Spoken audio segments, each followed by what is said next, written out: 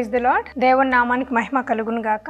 ఈ దినాన మన గురించి ఎవరైనా ఈవిల్ ప్రాఫెసీ అంటే దురాత్మతో కూడినటువంటి తప్పుడు ప్రాఫెసీలు ఇచ్చినా, అలాగే మరి డ్రీమ్స్, రాంగ్ డ్రీమ్స్ మాకు నీ గురించి వచ్చినాయి, లేదా నీకేదో చనిపోయినట్లుగా కానీ, నీకేదో ప్రాబ్లం వచ్చినట్లుగా కానీ డ్రీమ్స్ వచ్చినాయి అని వేరే వాళ్ళు మనకు చెప్పినా, లేదా మనకే అలాంటి డ్రీమ్స్ వచ్చినా, లేదా అలాంటి ప్రాఫెసీలు మనకి వచ్చినా దాన్ని ఎలాగ ఛేదించాలి అనే విషయాన్ని నేను మీతో మాట్లాడబోతున్నాను.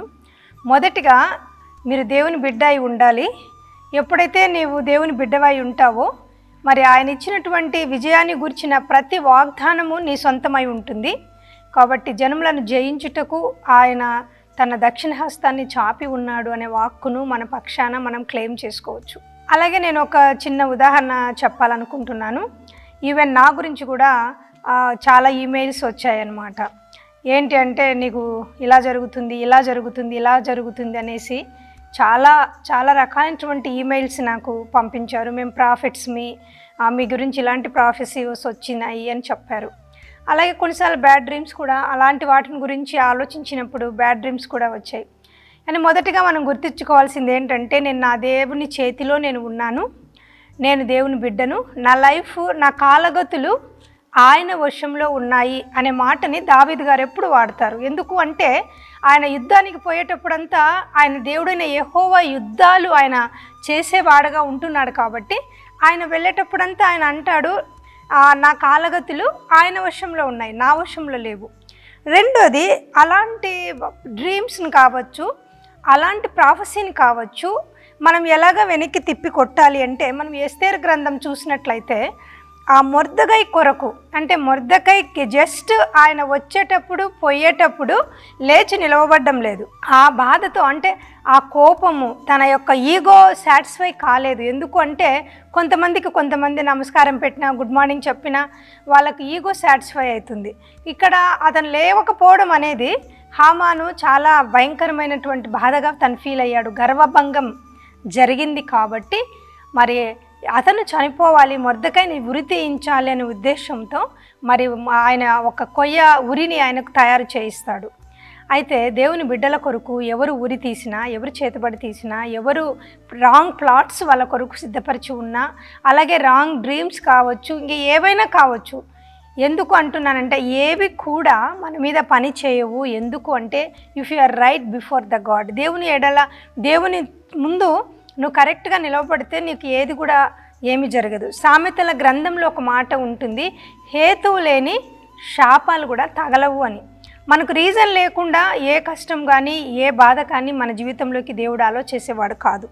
కాబట్టి యుద్ధము యెహోవాదే అనే విషయాన్ని మనం గుర్తుపెట్టుకోవాలి.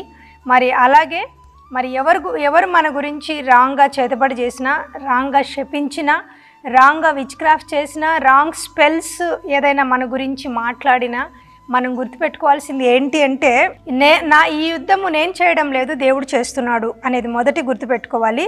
తర్వాత spirit of fear should not come in to your mind, అంటే భయపరిచే ఆత్మ. నేను అలాంటి ఈమెయిల్స్ చూసుకున్నప్పుడు నాకు కూడా ఒక్క క్షణం భయమేస్తుంది, కానీ వెంటనే దేవుని ఆత్మ నన్ను బలపరుస్తుంది. ఎందుకంటే నేను నా దేవుని చేతిలో ఉన్నాను అనే విషయాన్ని నేను జ్ఞాపకం చేసుకుంటాను. తర్వాత దేవుని యొక్క నీతి మనల్ని కప్పుతూ ఉంది. నిజానికైతే ఎవరము నీతిమంతులం కాదు, అందరము పాపం చేసిన వాళ్ళమే. Nobody can stand before the standard of God. దేవుని యొక్క స్టాండర్డ్లో మనం ఎవరం కూడా నిల్చోము. కాబట్టి ఆ విషయాన్ని జ్ఞాపకం చేసుకొని ఆయన నీతిని మనం ప్రతిసారి కప్పుకోవాలి. దేవా, నీ నీతి నా మీద కప్పండి. ఎందుకంటే యెహోవా సేవకులకు నీతి ఆయన వలననే కలుగుతూ ఉంది. కాబట్టి దేవుని సేవకులు ఎవరైనా మీ గురించి రాంగ్గా మాట్లాడి ఉన్నా, లేదా మీ చర్చికి ఎవరు రారనో, మీ చర్చికి మనుషులను వేరే వాళ్ళు తీసుకొని పోతున్నా కూడా మీరు బాధపడాల్సిన అవసరం లేదు. ఎందుకంటే ఆయన తన నీతితో మిమ్మల్ని కప్పుతున్నాడు. మీరేదో తప్పు చేశారు కాబట్టి వాళ్ళు మీ దగ్గర నుంచి వెళ్ళలేదు. ఆయన మిమ్మల్ని ప్రొటెక్ట్ చేయడానికి కొన్నిసార్లు కొంతమందిని మన జీవితంలో నుంచి బయటికి పంపుతూ ఉంటాడనే విషయాన్ని కూడా మనం గుర్తుపెట్టుకోవాలి. తర్వాత ఒక పెద్ద మన స్వార్డ్, అంటే మన యొక్క కత్తి ఏంటి అంటే, send the back what ever the sender has send to you. అంటే ఏ ప్రేయర్ అయితే, ఏ ఉచ్చాటనైతే, లేదా ఏ యొక్క మంత్రాలు, తంత్రాలు, లేదా చేతిపడిలు, స్పెల్స్, చాంటింగ్స్ మీకు వ్యతిరేకంగా చేశాయో అవన్నీ కూడా యేసు నామంలో సెండర్కి నేను పంపిస్తున్నాను. ఎవరైతే నాకు పంపారో ఇది ఒక గొప్ప రెవల్యూషన్ అండి. మీరు వాటిని వెనక్కి పంపడానికి, ఆ డ్రీమ్స్ కావచ్చు, ఆ ప్రాఫెసీ కావచ్చు, ఎవరైతే మీకు పంపించారో వాళ్ళకి మీరు వెనక్కి పంపడం ద్వారా ఒక గొప్ప విజయాన్ని మీరు చూడగలుగుతారు. అలాగా ఆ యొక్క ప్రాబ్లం నుంచి నేను దాటి బయటికి రాగలిగిన ఆ కృపను నేను చూశానండి. నేను అనుభవించినన్ని కష్టాలు కానీ, నేను అనుభవించినంత నిందలు కానీ, నేను అనుభవించినన్ని వేదనలు కానీ, నేను అనుభవించినన్ని అనారోగ్యాలు కానీ, నేను అనుభవించినన్ని ప్రమాదాలు కానీ బహుశా ఎవరు కూడా వాళ్ళ దారిలో నడిచి ఉండరు. కానీ ఇవన్నీ కూడా అలాగా అలవోకగా దాటి వాటి మీద నడుచుకొని బయటికి వచ్చి నా దేవుడు సజీవుడు అని నేను చూపగలిగాను, నా దేవుడు సజీవుడు అని నేను చెప్పగలిగాను. కాబట్టి అలాగే క్యాన్సల్ ఎవ్రీ బ్యాడ్ డ్రీమ్. ఏ బ్యాడ్ డ్రీమ్ వచ్చినా దాన్ని యేసునామంలో నేను క్యాన్సల్ చేస్తున్నాను అని చెప్పాలి.